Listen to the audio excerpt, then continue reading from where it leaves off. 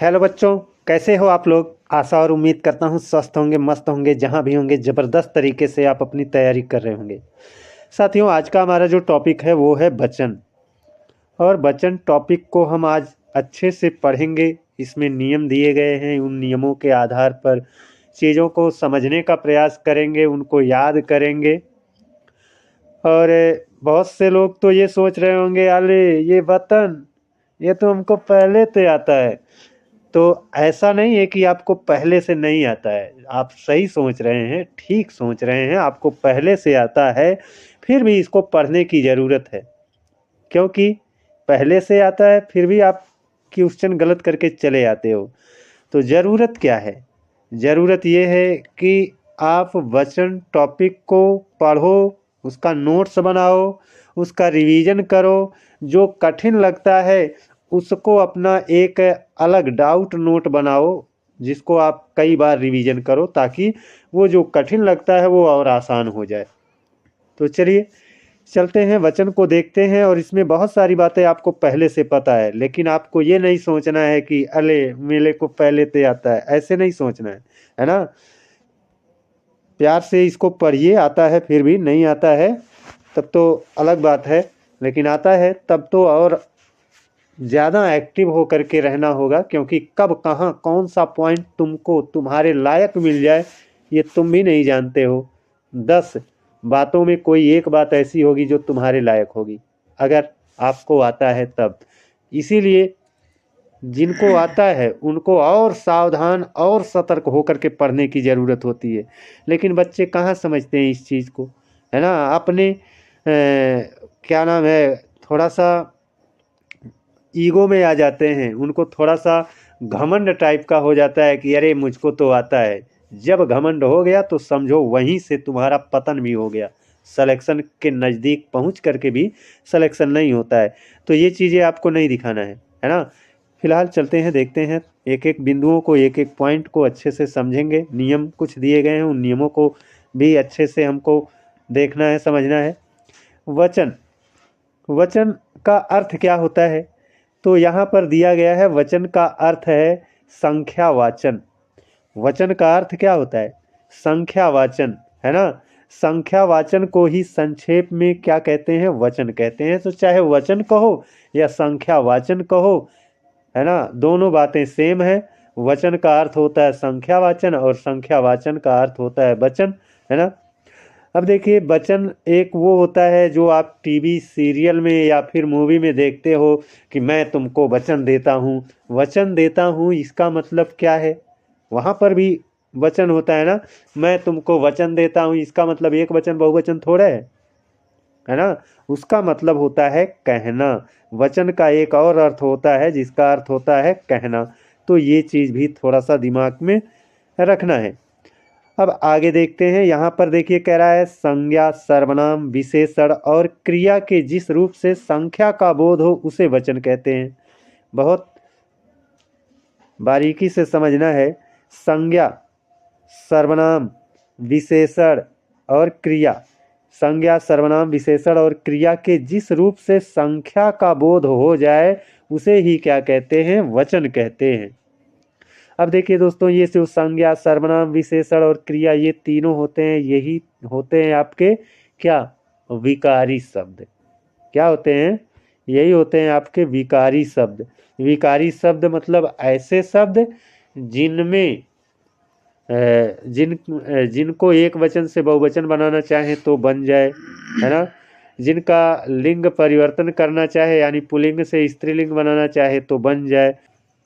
अब आगे है हिंदी में वचन के भेद। तो हिंदी में जो वचन होते हैं वह दोस्तों एक वचन और बहुवचन, यही दो ही होते हैं। एक वचन होता है और क्या होता है? बहुवचन। अब एक वचन क्या होता है पहले से ही जानते हो। आप जानते हो तो आप ये मत सोचना कि मैं तो पहले से जानता हूँ, है ना। जानते हो फिर भी आपको एकदम एकाग्रचित होकर के देखना है कब कौन सा पॉइंट तुम्हारे लायक मिल जाए, है ना। यहाँ पर एक वचन, एक वचन क्या होता है? विकारी शब्द में जिस रूप से एक पदार्थ या एक व्यक्ति का बोध हो उसे एक वचन कहते हैं। जैसे लड़का, घोड़ा, नदी, बच्चा इत्यादि पहले से जानते हो आप, है ना। बहुवचन क्या होता है? विकारी शब्द के जिस रूप से अधिक पदार्थों अथवा अधिक व्यक्तियों का बोध होता है, मतलब एक से अधिक व्यक्तियों या एक से अधिक पदार्थों का बोध होता है, उसे क्या कहेंगे? बहुवचन कहेंगे। जैसे नदी का बहुवचन क्या हो जाएगा? नदियां हो जाएगा, यहाँ पर बिंदी रहेगा। लड़का का बहुवचन लड़के हो जाएगा, घोड़ा का बहुवचन घोड़े, बच्चा का बहुवचन बच्चे। तो नाम से ही पता चल रहा है, लड़का से पता चल रहा है एक वचन है, लड़के बहुवचन है ना। तो ये तो आप महसूस ही कर रहे हो। अब देखो यहाँ पर जो पॉइंट दिया गया है ना, ये बहुत इम्पॉर्टेंट पॉइंट है ना। सदा बहुवचन है ना में रहने वाले जो शब्द होते हैं उनको दिया गया है, और इसे आपको नोट कर लेना चाहिए और इसको अपने हथेली पर लिख करके कम से कम दिन भर में 3 बार 4 बार, है ना, उसको पढ़ना चाहिए। और आपको अपना हथेली छुपा करके अपने दिमाग में चीज़ों को लाना चाहिए कि ये शब्द ऐसे होते हैं जो आपके क्या होते हैं? सदा बहुवचन में रहते हैं। तो आप इनको तैयार करो। ये जो आपके यहाँ पर जो आपके 10-11 शब्द दिए होंगे वो आपके बहुत इम्पोर्टेंट है ना। और नीचे भी आपके कुछ शब्द आपको मिलेंगे। तो देखिए यहाँ पर सदा बहुवचन, है ना, में रहने वाले जो शब्द होते हैं वो कौन कौन से हैं? जैसे प्राण है, दर्शन है, अक्षत है, दाम है, लोग है, होठ है, हस्ताक्षर है, समाचार है, आंसू है, बजे है, हिज्जे है, भाग्य है, होश है। ये सभी हमेशा क्या होते हैं? बहुवचन में होते हैं। अब देखिए इसमें कुछ और भी जोड़ सकते हैं, जैसे नाक, ये भी आपका क्या होता है? सदैव बहुवचन में रहता है। वैसे ही आपका होठ हो गया, नाक हो गया, कान हो गया, ये भी सदैव आपके बहुवचन में ही रहता है। दोस्तों आप इसको इस तरह से याद करो ना। देखो हमारे शरीर में जो नाक है, नाक की संख्या कितनी है? 2 है। तो ये एक वचन में तो कभी होगा नहीं, और एक वचन के बाद बहुवचन आता है, द्विवचन तो होता ही नहीं है। तो होठों की संख्या भी हमारे शरीर में 2 होती है, एक ऊपरी होठ होता है, एक निचला। तो ये सदैव बहुवचन में रहता है। नाक भी 2 होती है ना।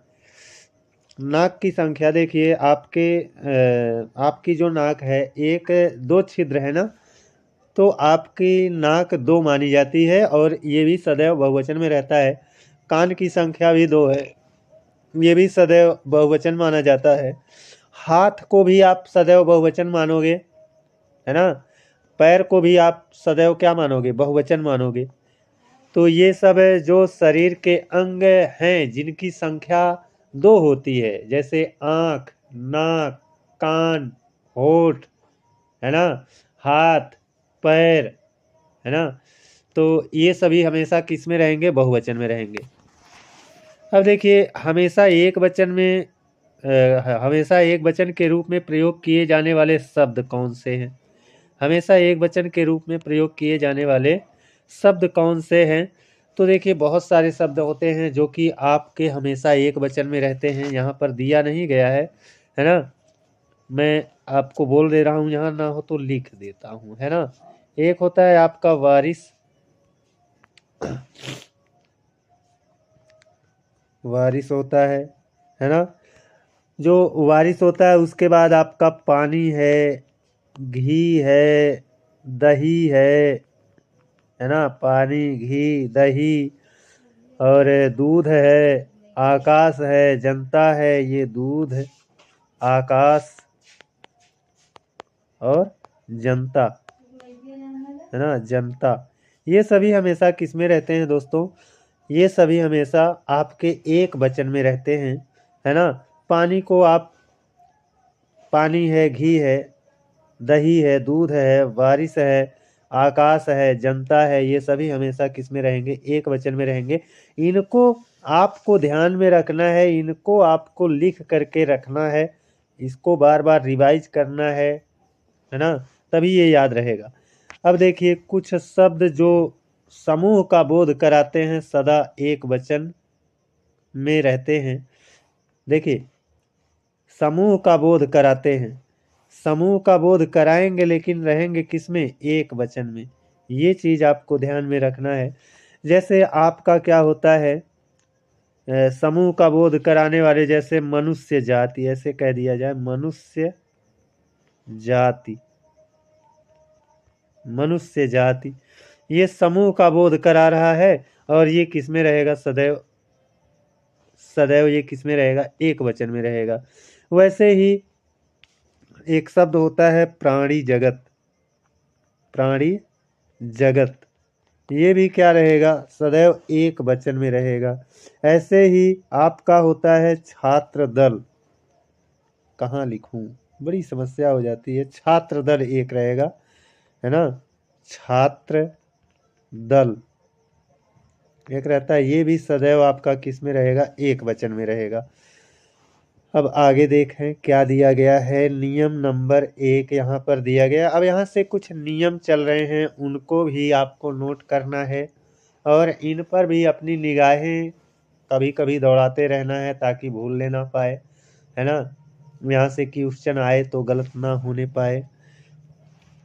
देखिए, इसमें नियम नंबर 1 में कहा गया है, जिन स्त्रीलिंग संज्ञाओं के अंत में बड़ा मतलब या पर आ की मात्रा है, या आता है, स्त्रीलिंग संज्ञा के अंत में स्त्रीलिंग की संज्ञा होनी चाहिए और लास्ट में या आता हो, तब या के स्थान पर या हो जाता है। अर्थात आप कह सकते हो या पर आपका चंद्र बिंदी लग जाता है ना, या के ऊपर चंद्र बिंदी लग जाता है या फिर या को हटा करके या हो जाता है, तो वहां पर क्या हो जाता है? आपका बहुवचन बन जाता है।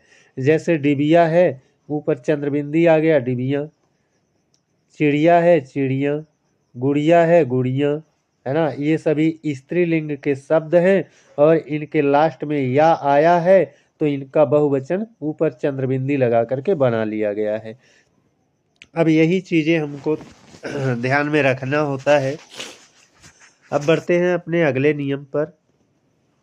ये अगला नियम है, इसमें क्या कहा गया है? कह रहा है, संज्ञा के पुल्लिंग अथवा स्त्रीलिंग रूपों में बहुवचन का प्रयोग बोध प्रायः गुण, वर्ग, जन, लोग, वृंद आदि लगाकर कराया जाता है। देखिए दोस्तों, कभी कभी ऐसा होता है कि पुल्लिंग संज्ञा होती है, उसके पीछे आपका गण या वर्ग या जन या लोग या वृंद लगा करके बहुवचन बनाया जाता है। तो कोई शब्द है उसके बाद में, यानी उसके अंत में गण लगा है या वर्ग लगा है या जन लगा है या लोग लगा है या वृंद लगा है, तो वो हमेशा किस में रहेगा? बहुवचन में रहेगा। जैसे पाठक का पाठक गण होता है, पाठक एक वचन का है और पाठक गण बहुवचन हो गया। अधिकारी एक वचन का है, अधिकारी वर्ग बहुवचन हो गया। नारी एक वचन है, नारी वृंद बहुवचन है। आप एक वचन है, आप लोग, लास्ट में लोग लग गया, क्या हो गया? बहुवचन हो गया। तो वही चीज यहाँ पर कहा गया है कि संज्ञा के पुल्लिंग अथवा स्त्रीलिंग रूपों में बहुवचन का प्रयोग बोध प्रायः गण, वर्ग, जन, लोग, वृंद आदि लगाकर बनाया जाता है। अब नियम नंबर 3, नियम नंबर 3 है, इसमें क्या कहा गया है? विभक्ति रहित संज्ञाओं, संज्ञा ऐसी संज्ञा जो विभक्ति रहित है, विभक्ति रहित संज्ञाओं के बहुवचन बनाने के नियम।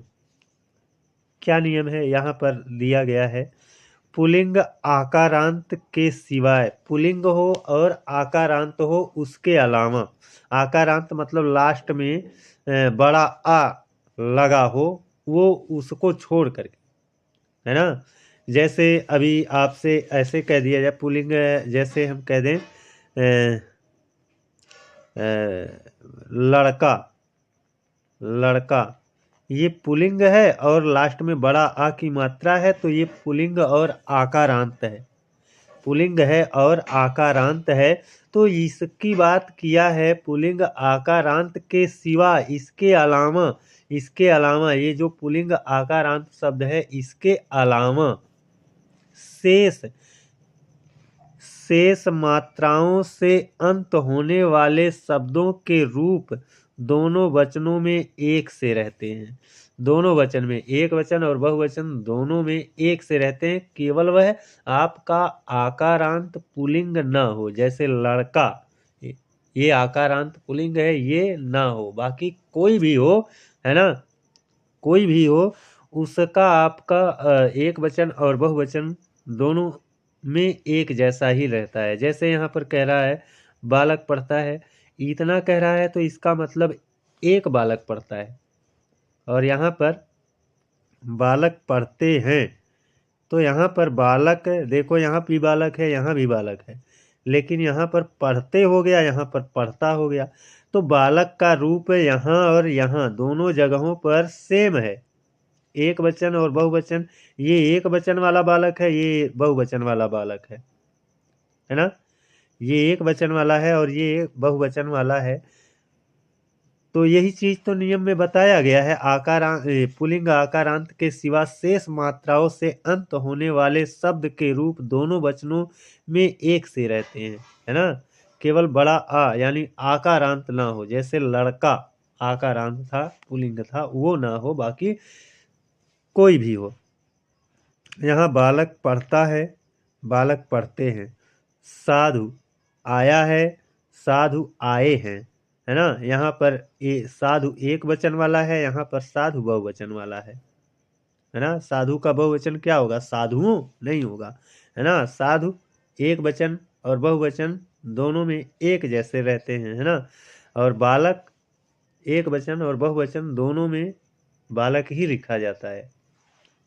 उल्लू बैठा है, उल्लू बैठे हैं। यही तो दोस्तों होता है, यही चीजें हमको ध्यान देना होता है। कौन सदैव कौन शब्द ऐसा होता है, कौन सी संज्ञाएं ऐसी होती हैं जो एक वचन बहुवचन में समान रहती हैं, कौन सी संज्ञाएं ऐसी होती हैं जो सदैव बहुवचन में रहती हैं, कौन सी संज्ञाएं ऐसी होती हैं जो सदैव एक वचन में रहती हैं, कौन से ऐसे शब्द होते हैं, शब्द समूह होते हैं जो सदैव एक वचन में रहते हैं। इन्हीं सब चीजों को तो ध्यान में रखना होता है, यहीं से तो क्वेश्चन बनता है ना। अब उल्लू बैठे हैं, उल्लू बैठा है, उल्लू बैठे हैं। हाथी आता है, हाथी आते हैं, है ना। और ये कह रहा है पति हैं, ये पति है, पति हैं, है ना। तो यहाँ पर पति आपका सदैव मतलब पति एक वचन और बहुवचन दोनों में आपका एक जैसा ही रहता है। इसमें जितने सारे शब्द दिए गए हैं वो सभी एक वचन और बहुवचन में समान रहते हैं। इस नियम से और सारे शब्द आप ढूंढ सकते हो। अब बढ़ते हैं अपने आगे, आगे के नियम की ओर बढ़ते हैं। अब ये है, इसमें कहा है नियम नंबर 4 में क्या कहा है? आकारांत स्त्रीलिंग एक वचन संज्ञा, आकारांत हो और स्त्रीलिंग हो, एक वचन संज्ञा शब्दों के अंत में ए, जो ए है उस पर चंद्र बिंदी दे दिया है, ए लगाने से बहुवचन बनता है ना। लास्ट में क्या करेंगे? ए ऊपर चंद्र बिंदी लगा देंगे, है ना। जैसे यहाँ पर एक वचन दिया गया है, यहाँ पर कथा है और यहाँ कथाएं, ये वाला ए के ऊपर चंद्र बिंदी आपका जोड़ करके कथा को बहुवचन कथाएं बना दिया गया है। वार्ता का बहुवचन वार्ताएं हो गया है। और इधर आपका स्त्रीलिंग के एक वचन वाले शब्द हैं, है ना। और अध्यापिका अध्यापिकाएं, है ना। कामना कामनाएं, लता लताएं, ऐसे बन गया है ना। अब इन नियमों को आपको नोट करके और समय समय पर कुछ समय बाद देखते रहना चाहिए, है ना। अगर आप आगे 2 पेज पढ़ते हो तो पीछे का 5 पेज रिवाइज रोज करना चाहिए। ये सिस्टम आप अपनाओ तो हमेशा कामयाब रहोगे, और ये सिस्टम नहीं अपनाओगे तो कामयाबी मिलना बड़ा मुश्किल है ना। हम आगे 2 पेज पढ़ेंगे, पीछे से 2 पेज भूलेंगे, तो आपका ज्ञान बढ़ कहाँ रहा है? नहीं बढ़ रहा है ना। और आप सोच रहे हो कि हम भूल नहीं रहे हैं, भाई तुम याद करते हो ना तो तुमको महसूस होता है कि याद हुआ, लेकिन भूलते हो तब महसूस नहीं होता है कि आपने कुछ आप भूल भी रहे हैं। जो कभी याद किए थे वो भूल भी रहे हैं, ये एहसास नहीं होगा। लेकिन जब याद करेंगे तो वो एहसास होगा कि हाँ हमने कुछ याद किया। तो इन चीज़ों को समझो। 2 पेज आप आगे हिंदी पढ़ते हो तो पीछे का 5 पेज आप रिवाइज करो। नहीं करोगे तो ऐसे पढ़ते रहो 5 साल, 7 साल, 8 साल। पढ़ने का तरीका सही होना चाहिए, है ना। पढ़ने का सही तरीका आ जाए ना तो 4 घंटे पढ़कर सक्सेस हो जाओगे। और अगर पढ़ने का सही तरीका नहीं आया तो 10 घंटे पढ़ कर के भी आपका सिलेक्शन नहीं होगा। इसलिए आपको मैं पढ़ाता रहता हूँ, कभी कभी कुछ बता देता हूँ, तो उस चीज़ को आप गांठ बांध लो कि ये मेरे लाइफ का सबसे इम्पोर्टेंट बिंदु है, जो मुझे आज मिला, जो मैंने आज सीखा। जैसे जो मैंने आज बताया रिवीजन करने का और पढ़ने का तरीका, कि 2 पेज आगे पढ़ो तो पीछे का 5 पेज रिवाइज करो। ऐसे आप बढ़ते रहो तो निश्चित तौर पर आप कभी विफल नहीं होंगे, है ना। अब इतना ही नहीं है, बहुत सारी बातें हैं, एक ही बार में सब कुछ थोड़ा बताया जा सकता है। बहरहाल जितना बता रहा हूँ, जो मेरे दिमाग में आया मैंने बता दिया। अब देखिए यहाँ पर नियम नंबर 5, यही हमारा लास्ट नियम है। और इसे आप देखिए, इसमें कहा है पुल्लिंग संज्ञा के आकारांत को एकारांत कर देने से बहुवचन बनता है। पुल्लिंग संज्ञा आकारांत अगर है, उसको क्या करेंगे, एकारांत कर देंगे, यानी ए की मात्रा ऊपर लगा देंगे। एकारांत मतलब ए बना देंगे। ए की मात्रा ऐसे ही ना होती है, एकारांत कर देने से बहुवचन बनता है। जैसे क्या है, बच्चा का बहुवचन बच्चे। अब देखो लास्ट में ए की मात्रा बना दिया ना, तो एकारांत कर रहा है। जब एकारांत कर रहा है तो ये आपका बहुवचन बन गया। घोड़ा का बहुवचन घोड़े, एकारांत कर दिया। और इधर क्या है, पुल्लिंग है, और क्या है, आकारांत है। आकारांत मतलब बड़ा, लास्ट में बड़ा आ की मात्रा, जैसे गधा में बड़ा आ की मात्रा लगा है ना। लड़का है, लड़के। पहिया है, पहिए, है ना। और गधा है, गधे। ये आपके क्या हो गए, इधर एक वचन इधर बहुवचन, है ना। तो ये 5 नियम पर्याप्त हैं। इतने को आप तैयार कर ले जाओ तो आपका वचन में जो गलतियां होती हैं वो गलतियां नहीं होंगी। आज का हमारा वीडियो कैसा रहा आप लोग कमेंट करके ज़रूर बताइएगा। और मेरे पढ़ाने पर भले ना उतना ध्यान रहे, लेकिन मैं जो आप लोगों को पढ़ने का तरीका बताता हूँ उस चीज़ पर आप ज़रूर गौर करना, है ना। क्योंकि वो चीज़ें आपको किसी किताब में नहीं मिलेंगी, है ना। वो चीज़ें आपको किसी किताब में नहीं मिलेंगी। जब 10 साल 12 साल पढ़ते पढ़ते थक जाओगे ना तो ये अनुभव अपने आप हो जाएगा। और जब यह अनुभव अपने आप होगा तब आपके पास समय नहीं रहेगा। इसलिए जो मैं बता रहा हूँ उस चीज़ को आप मानिए और उस चीज़ का अनुकरण करिए और आगे बढ़िए। आज के लिए बस इतना ही। जय हिंद, वंदे मातरम।